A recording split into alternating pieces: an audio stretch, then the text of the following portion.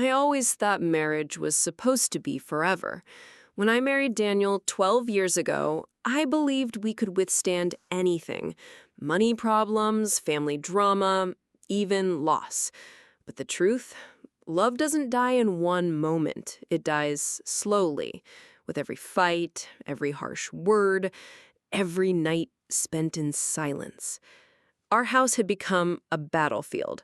Breakfasts were no longer smiles and coffee. They were cold glares across the table. Arguments started with little things, forgotten groceries, bills unpaid, but they ended with words that cut deeper than knives. "You never listened to me," I shouted one night, my voice trembling. Daniel's jaw tightened. "And you never stopped complaining." That silence after the argument, it was worse than the yelling. I would lie awake at night, staring at the ceiling, wondering if our marriage had already ended and we were just pretending. We stopped touching. We stopped laughing. We stopped being us. The distance grew until Daniel started sleeping in the guest room. He said it was because I snored, but I knew the truth. He couldn't bear to share the same bed with me anymore. I remember one Sunday morning, I stood by the window, watching neighbors walking hand in hand. And I thought, when did we become strangers? Still, I tried. I cooked his favorite meals. I left notes on the fridge. I even suggested counseling. But every attempt was met with coldness. Then, one night, during another argument, he said the words I had feared most. Maybe a divorce would be better for both of us. My whole world crumbled. Divorce? After everything we had built together, after 12 years, he wanted to walk away? I felt a sharp pain behind my eyes, like a stabbing headache, but I ignored it. Stress, I thought. Just stress. Days later, the headaches returned, stronger. Sometimes I felt dizzy. I brushed it off. I didn't want Daniel to think I was weak, because he already saw me as a burden. But life has a cruel way of striking when you're already broken. One evening, after another exhausting fight, I collapsed in the kitchen. I remember Daniel's voice shouting my name.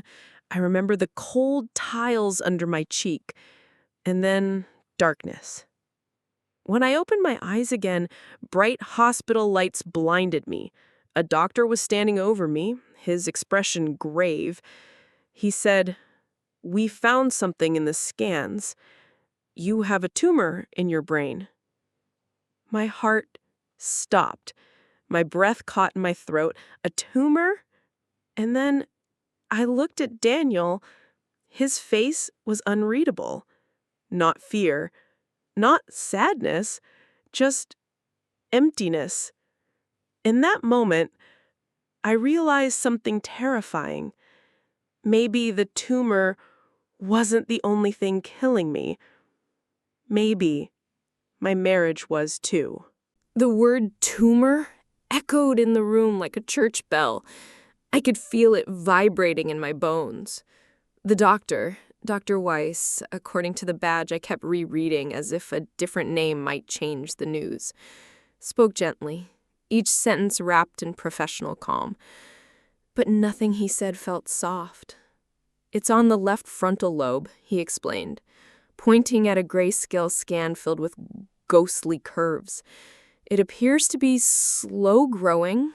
We'll need a biopsy to know exactly what we're dealing with, but the early indicators suggest it's operable." Operable. The word should have been a rope to hold. Instead, it felt like a thread that could snap at any moment. Daniel stood near the door, arms crossed, eyes fixed on the floor tile, as if it had answers.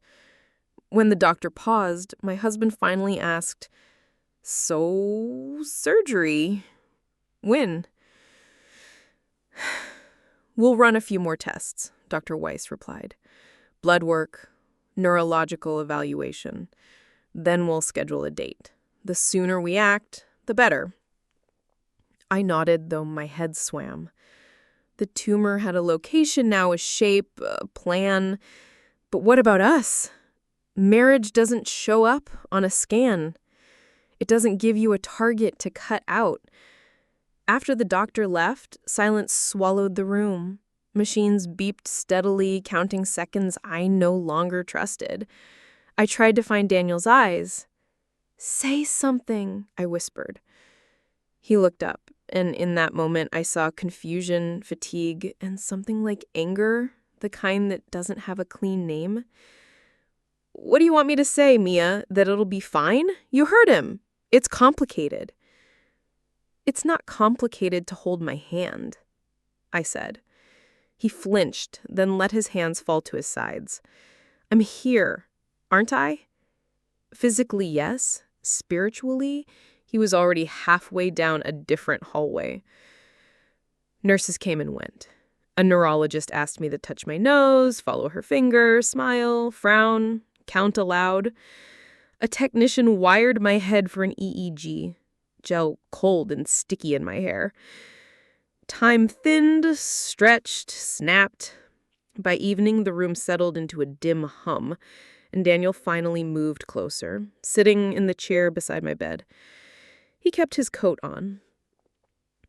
"I didn't know how bad your headaches were," he said at last. I swallowed. "We were too busy arguing about laundry to notice." He huffed a breath that wasn't quite a laugh. Don't what? Tell the truth?" I stared at the ceiling. "I felt it, you know. The distance. I kept trying to pull us back, but you were already gone." "I wasn't gone," he said too quickly. Then softer, "I was just tired. Tired of me." He didn't answer. Silence filled in the rest. When he left for the night, "I'll grab a change of clothes and come back early," he promised. I watched the red light of the elevator swallow him and wondered if it would spit him out again in the morning. Hospitals have a way of exposing what real commitment looks like. People can promise anything in the daylight of ordinary life, but show them fluorescent lights, the smell of antiseptic, the constant unblinking beep of a heart monitor, and suddenly you see who they are. At 3 a.m., I awoke to the sound of someone crying in the hall, a low, breaking sound. For a frightened second, I thought it was me. I pressed my palms to my eyes, willing my body not to fall apart. I made a bargain with the quiet. Hold me together until sunrise. After that, we'll discuss falling apart. Morning came with blood tests, a plastic tray of oatmeal, and Dr. Weiss again. He spoke about risks like an accountant listing numbers. Memory issues, mood changes, speech disturbances, personality shifts. Each one was a stone he placed inside my chest. "Will I still be me?" I asked. He paused. Doctors hate that question because it asks for a guarantee they cannot give. Our goal is to remove the threat and preserve as much function as possible. You're young, otherwise healthy. That's in your favor. My mind snagged on otherwise. Otherwise healthy, otherwise married, otherwise safe.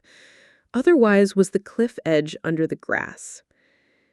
Daniel stood near the door, dark circles under his eyes and a paper cup of coffee that smelled like burnt hope. He kissed my forehead, quick, almost formal, and handed me a phone charger as if that small act of practicality might tether me to life. "He called your sister. She's flying in tomorrow." "Thank you," I said, and meant it. The idea of my sister in the room felt like sunlight I could not yet see. We talked logistics because logistics are easier than feelings. Surgery windows, insurance approvals, time off work. He had a product launch in 2 weeks. I had a deadline for a client I suddenly couldn't remember. Normal life tried to insert itself, like a friend who didn't understand the party was over. In the afternoon, Dr. Weiss asked to speak with Daniel alone. The nurse wheeled me to imaging, and for a while I focused on the ceiling tiles, sliding above me, counting them like sheep. When I got back, Daniel was standing by the window, staring out at the hospital parking lot as if he expected to find our old life parked neatly in row C. "What did he say?" I asked. He hesitated. He talked about stress, about how chronic stress and lack of sleep can worsen neurological symptoms. He asked about our home environment. Our home environment. The phrase sounded like wallpaper samples and air quality tests, not midnight arguments that left us both bleeding on the inside. What did he tell him? "The truth," he said flatly. "That things haven't been good." I waited for more. For the confession, the apology, the crack in the wall. It didn't come. The biopsy was scheduled for Friday. Between now and then, I was a project with a timeline. I signed forms with hands that weren't quite steady. Friends texted exaggerated optimism. "You've got this. Strongest woman I know." I wanted to text back, "Strength isn't what you think. Sometimes it's just not screaming." That night, Daniel slept in the recliner, or pretended to. I lay facing the window, the city lights a constellation of other people's lives. Somewhere out there, someone was celebrating a promotion. Someone was returning a library book. Someone was arguing about movie times. My life had been stolen and replaced with a waiting room. "Daniel," I said into the dark. "Yeah? If the surgery changes me, if I can't remember things, or if I'm different, will you stay?" He didn't answer for so long I thought he'd fallen asleep. Then, "I don't know." There it was. The sharpest knife. Honesty wielded without mercy. I turned my face to the pillow and let the silence wash over me. He could have lied. For a moment, I wished he had. Morning brought a new nurse with warm eyes and a practical smile. She braided my hair loosely to keep it from tangling during the procedure. "You're brave," she said. "I'm not. I'm just here." "That's half of brave," she said. Daniel was quieter than usual, which is saying something. He hovered, poured water, adjusted the blanket once too carefully. When the anesthesiologist arrived to explain sedation, I saw Daniel's hands gripping the chair, knuckles pale. Fear had found him after all. It made me ache and feel cruelly vindicated at the same time. Just before they wheeled me away for the biopsy, Dr. Weiss stepped close. He said, "One more thing," voice soft. "If there are difficult patterns in your life, stress, conflict, it's important to address them for your recovery. Brain and heart are not separate countries. They share a border." I nodded. I thought of border patrols, visas denied, the line we kept refusing to cross back to each other. In the corridor, fluorescent lights stretched like a river I had to cross. Daniel walked beside the gurney. At the operating door, he stopped as if an invisible fence blocked him. He leaned down to kiss me. Our lips met. Warm, familiar, distant. "I'll be here when you wake up," he said. I wanted to believe him. I wanted to believe in everything we had promised on a sunny day 12 years ago, when the world felt endless and simple. I wanted to be someone without a map of fear inside her head. They wheeled me into the theater. Machines blinked like patient stars. The anesthesiologist placed a mask over my face. "Deep breaths," she said. "Think of a place you love." I thought of the lake where we used to go in late September. The water cold enough to shock and revive. Daniel throwing breadcrumbs to the ducks while I pretended not to worry about winter. I held that memory like a talisman, a small, bright thing. As the world blurred, a single thought rose clear and sharp as glass. If I survive this, I won't keep living half alive. Darkness pooled, voices softened. The last thing I heard was Daniel's voice through the crack of the closing door, raw and low, as if talking to someone unseen. Please, let her come back. When I opened my eyes, the room was dim and hushed. The first thing I saw was a clock glowing on the wall, the red numbers crawling past 3:14 a.m. The second thing I saw was Daniel, slouched in the chair, his head tilted back, lips parted slightly in sleep. For one wild, fragile moment, I thought we looked like us again. Me in bed after a long day, him falling asleep in the chair after reading too late. But then I remembered where I was and why. My head ached, a deep throb that pulsed with my heartbeat. I reached up, touched the bandage, felt the stiffness beneath my skin. The biopsy was over. The verdict, however, hadn't yet arrived. The nurse noticed me stirring. She checked my vitals, smiled, whispered, "Everything went smoothly." I clung to her words like a raft in a black ocean.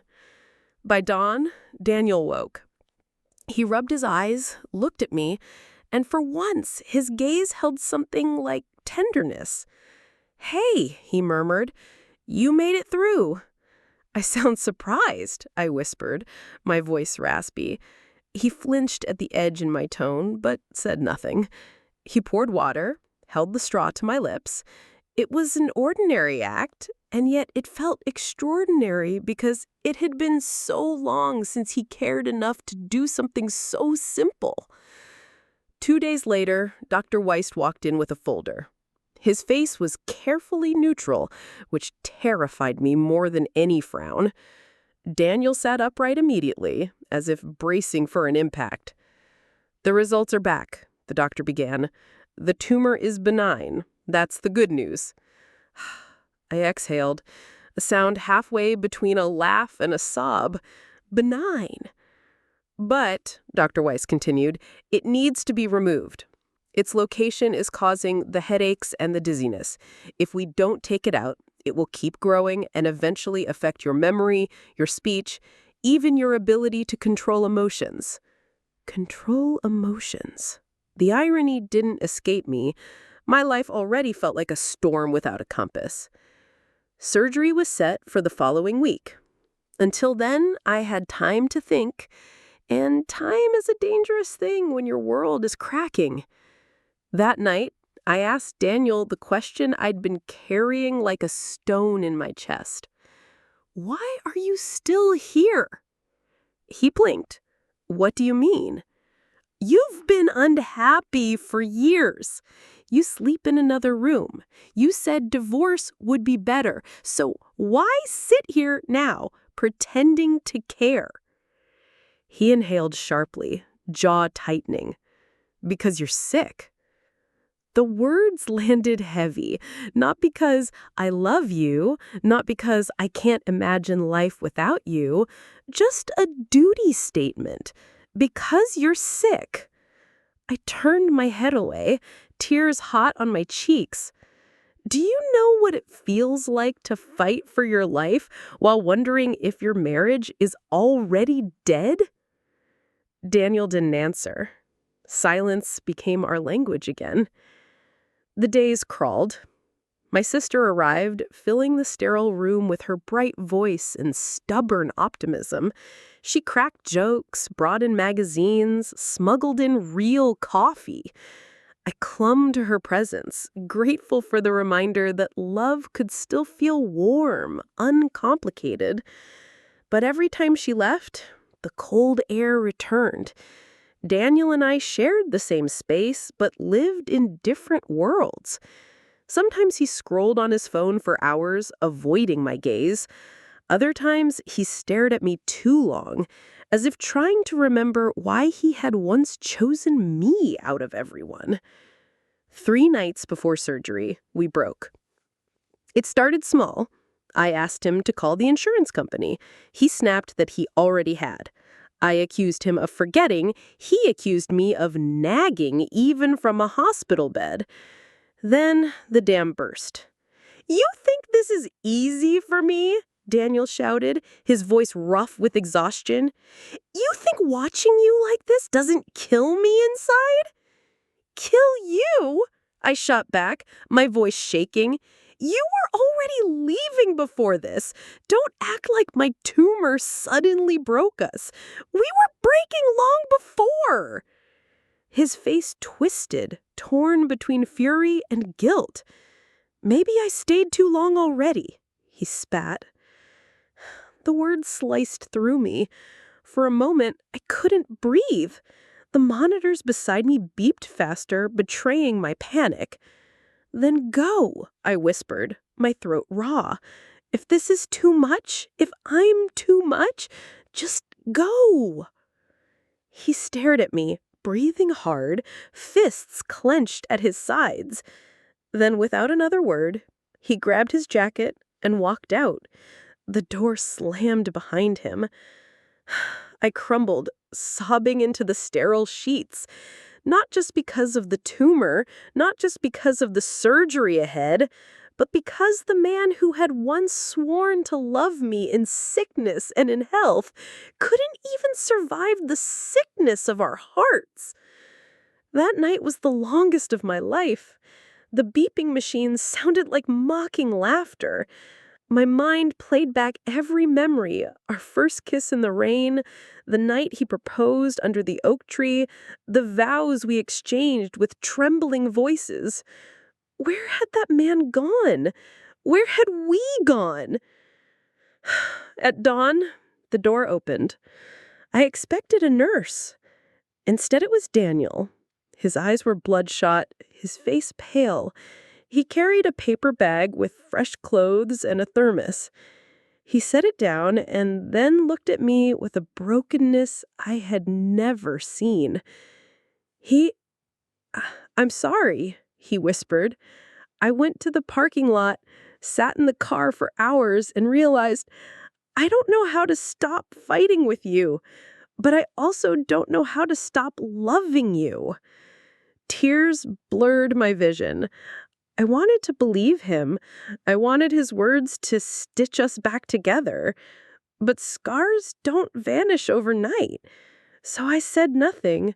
I just closed my eyes, turned my face toward the morning light creeping through the blinds, and prayed silently that surgery would not only save my brain, but maybe, just maybe, it would save whatever was left of us. The morning of the operation arrived too soon, wrapped in a silence so heavy it pressed against my chest. Nurses moved in and out of the room with professional efficiency, adjusting IV lines, checking vitals, marking my forehead with a small black arrow pointing toward the part of my skull they would cut. It felt unreal, like my body had become a blueprint for strangers to study. Daniel sat by the window, his knee bouncing up and down, his eyes darting anywhere but at me. The light streaming through the blinds cut stripes across his face, making him look older, wearier. My sister squeezed my hand. "You've got this," she whispered, but her eyes were glassy. I forced a smile. "It's just brain surgery," I said, half joking. My voice cracked on the last word.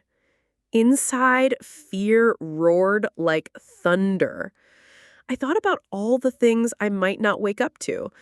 The sound of rain on the roof, the smell of coffee in the morning, the feel of pages between my fingers. And Daniel.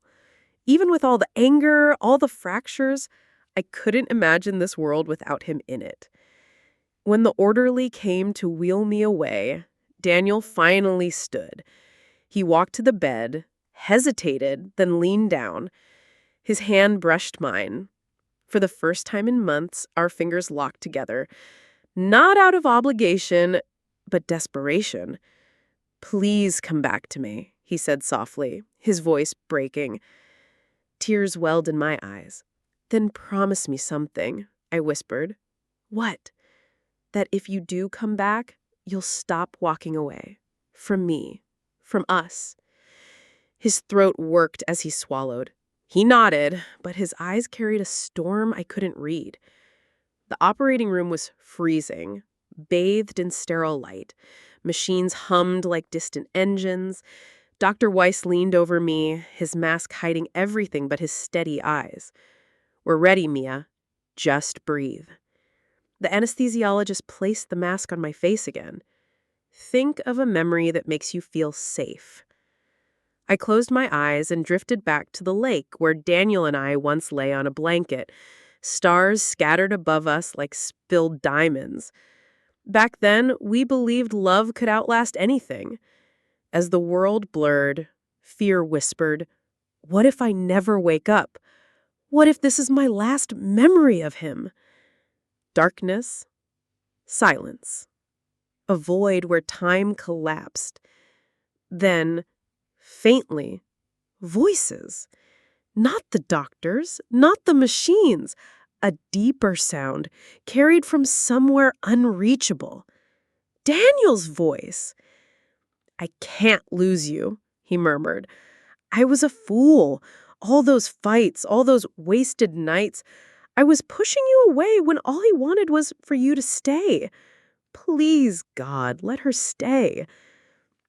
Somewhere in the fog of anesthesia, I clung to those words like a lifeline. When I surfaced again, my body was heavy, chained to the bed. My throat burned from the breathing tube, lights blurred overhead.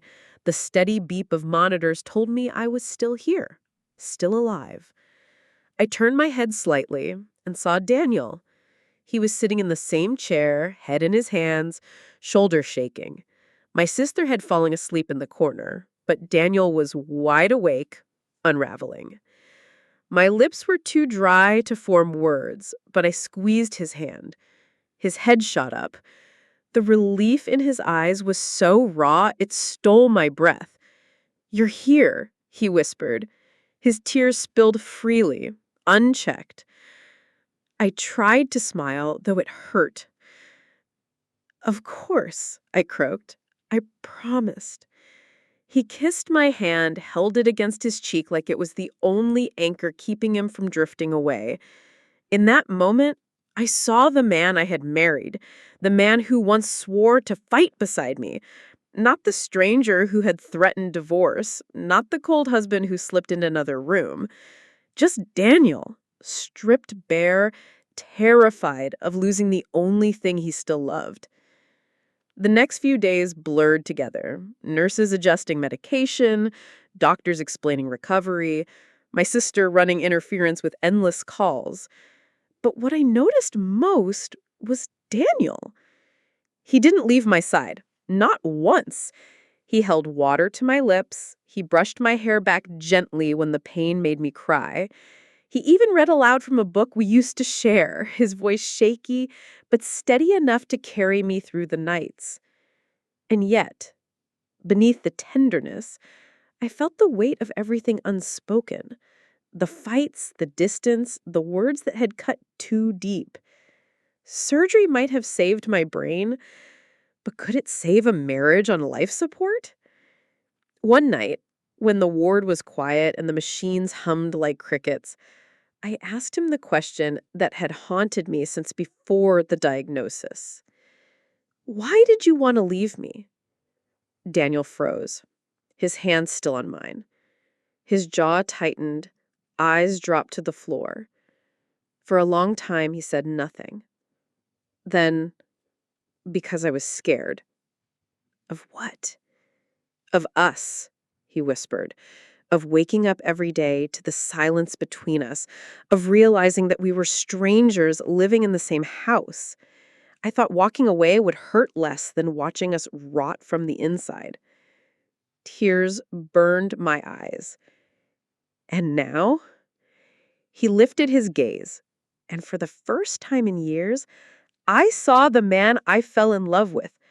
Broken, vulnerable, but real. "Now I know that losing you would destroy me. I was ready to give up, Mia.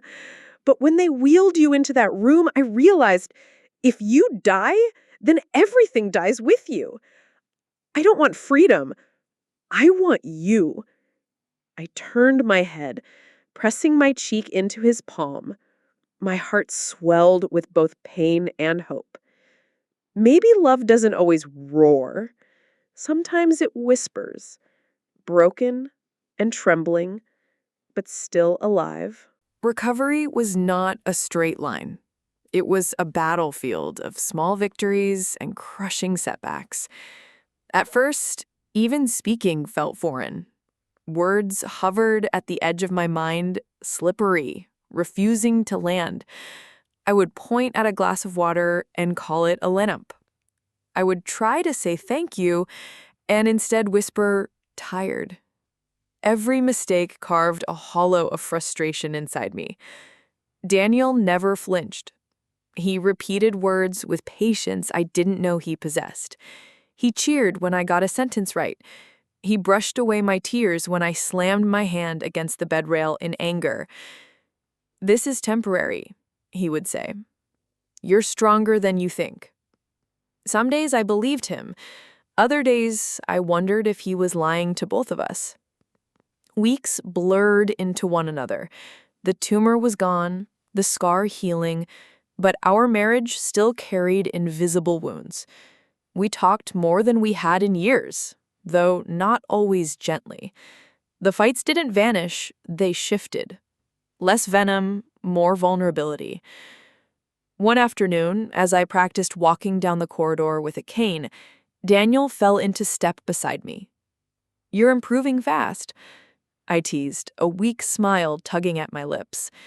He chuckled, scratching the back of his neck. "Honestly, better than I deserve." I stopped, leaning on the cane, catching his eyes. "Do you really believe that?" His shoulders slumped. "Mia, I almost left you before all this. I thought I wanted out. And then, when you collapsed, I realized I didn't want a life without you. But I can't erase the things I said, the way you made me feel." The hallway was quiet, just the squeak of my shoes against the polished floor. I took a shaky breath. "We can't erase it, but maybe we can rebuild, if you're willing to stay, not just for the sickness, for me." Daniel reached out, his hand covering mine on the cane. His voice cracked. "I want to stay. For you. For us." Something in me softened. The anger hadn't disappeared. It lingered, a scar of its own, but hope flickered, fragile yet real. When I was finally discharged, stepping outside felt like stepping into a new world. The air was sharp, the sky impossibly wide. Daniel drove us home in silence, but it wasn't the suffocating silence we used to know. It was filled with unspoken promises. At home, the house looked the same. Same furniture, same photos, but I didn't. He didn't. Something had shifted. The first night back, I sat at the kitchen table, staring at the scar hidden under my hairline. Daniel sat across from me, his hands folded. He asked, "What now?" softly. I thought about it, about all the wasted months, the cruelty of words, the tumor that almost stole everything.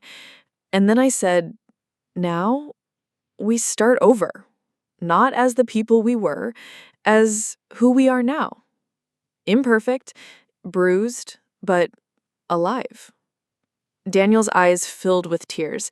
He reached across the table, his fingers trembling as they intertwined with mine. Months later, scars still marked us. Mine was visible, etched into my skin. His was invisible, carved into his heart. But we carried them together.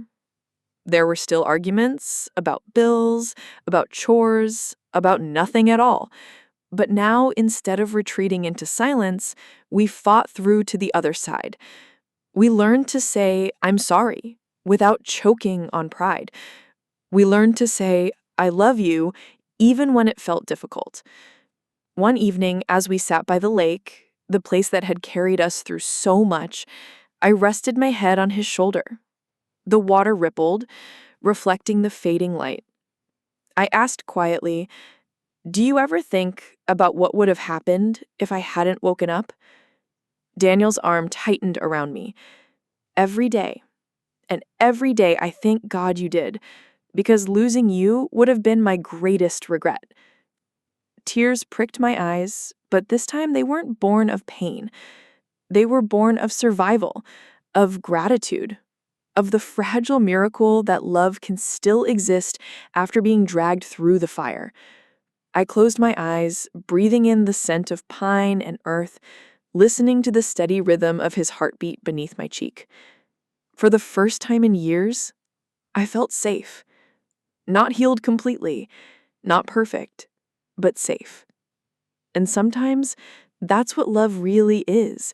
Not the absence of scars, but the decision to stay, to hold on, to build something new from the ashes.